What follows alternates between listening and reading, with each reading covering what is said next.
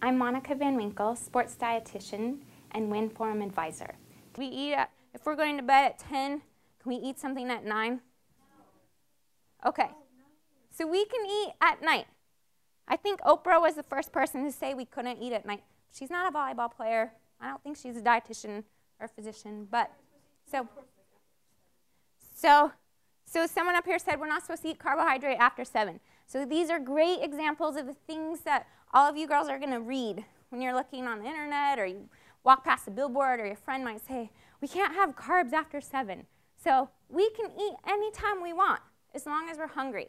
I wouldn't recommend that you go the whole day without eating and then you pull up to the fridge, sit down, make yourself a nice steak dinner, go sit in your bed, eat it, put it off to the side, and then go to sleep.